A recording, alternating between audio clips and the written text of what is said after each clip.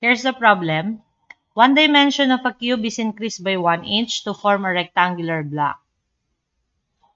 Suppose that the volume of the new block is 150 cubic inches. Find the length of an edge of the original cube. Okay? So step 1, let's first set the representations.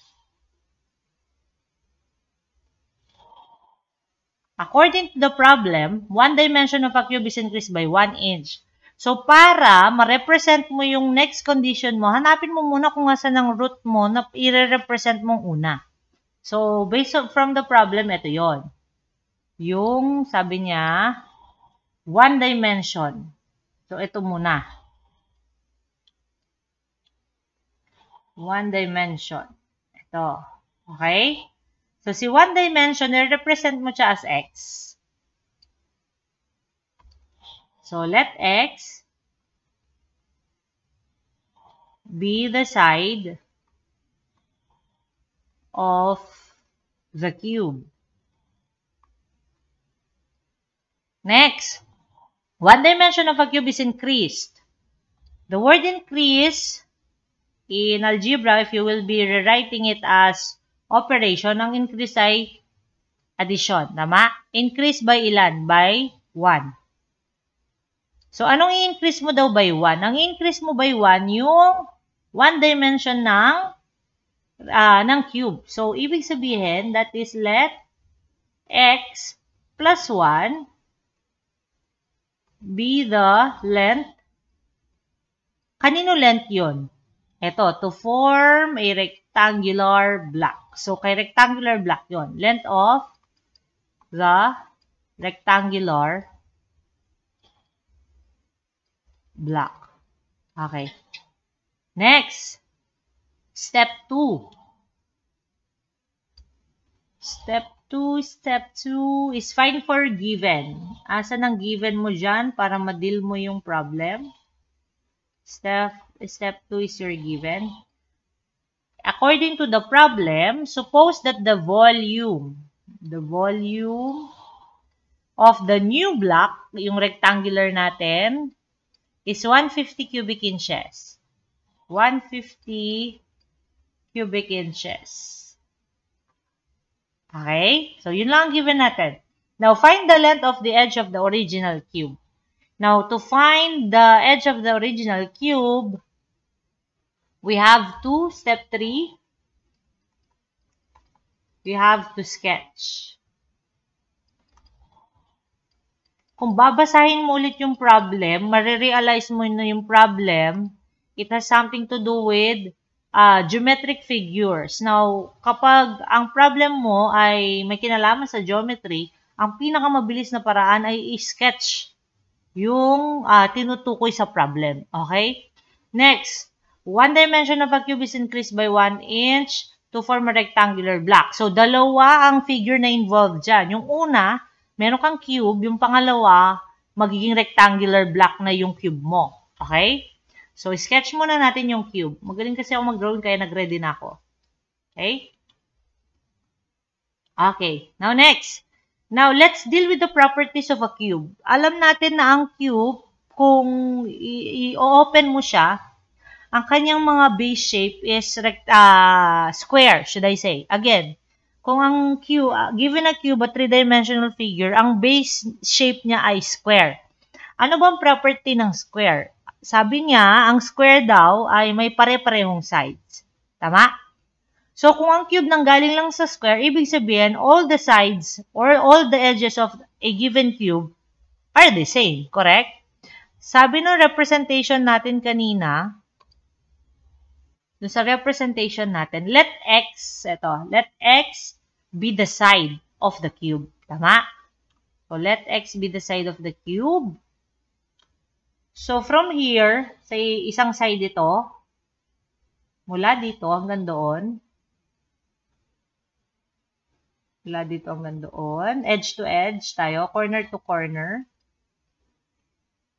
Ang sukat nito ay x. Okay?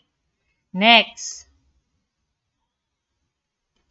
Mula dito naman, Itong side na ito, hanggang doon.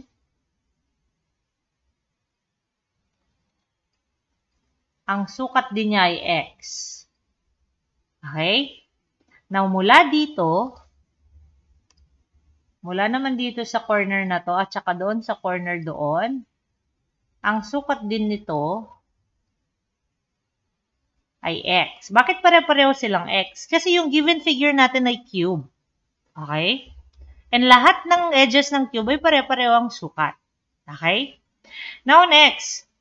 Dun sa cube daw na yon, yung isang dimension niya, nadagdagan ng 1 inch para maging rectangular block. Again, 1 dimension of a cube is increased by 1 inch to form a rectangular block. So, dito sa tatlong dimensions na to, mag-isip lang tayo ng isa. Yung length na lang ang palitan natin. Mas madaling i-drawing kasi yung length. Okay. Say, itong side na to. Mula dito sa side na to, in-increase mo daw siya by 1. I-zoom ko saglit ha. Medyo, okay, ito. Increase mo daw siya ng 1. Say, approximately, yung dinagdag kong ito ay 1 inch. Drawing lang naman tayo.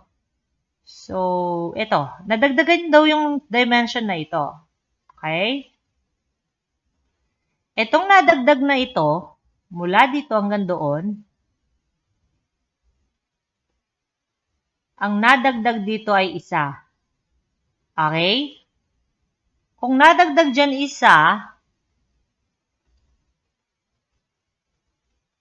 so mula dito, since mula dito hanggang dito ay cube pa rin. Tama? Ito pa rin yung dimension ng cube. Okay? Kung ito yung dimension ng cube, x pa din. Tapos, dinagdagan lang siya ng 1. Para maka-form ka ng rectangular block. O, tatry ko mag-drawing. Kunwari, pantay-pantay yan. Pagpasensyahan nyo na. Okay. Ayan. Dinagdagan yan para makagawa ka ng bagong rectangular block. Tapos, ang cube, ang magiging itsura na nun ay hindi na cube. Magiging rectangular block na siya.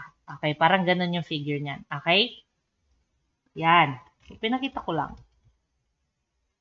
Next. And then, after sketching, you have to isolate important details of the given sketch para mas mapadali pa ng very, very light yung ating problem.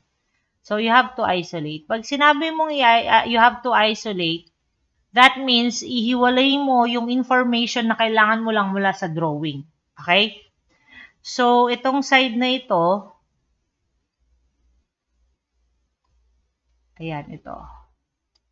So, from here, going there, is x. Okay?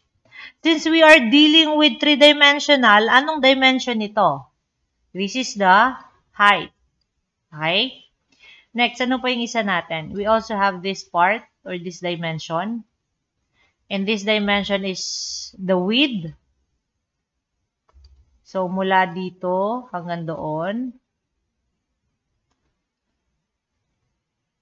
This is also x. Okay? Next, we have sa baba natin yung nadagdag na. So, ito. Okay? So, mula dito hanggang doon, may sukat na x. Tapos, dito naman, mula dito din hanggang doon, may sukat na 1. Okay. Anong representation natin nun? Dun sa representation natin ay x plus 1. Tama? So, x plus 1. So, this one is x plus 1. Mula dito hanggang doon. Pagtan natin yung kulay para makita niyo yung diferensya. So, ibig sabihin, mula dito hanggang doon, ang sukat niyan ay x plus 1.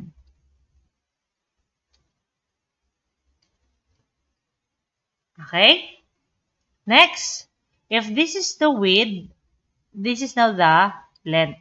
Okay? Now, punta na tayo sa ating step 4. Kala nyo tapos na? Hindi pa. May step 4 pa tayo. So, as for step 4,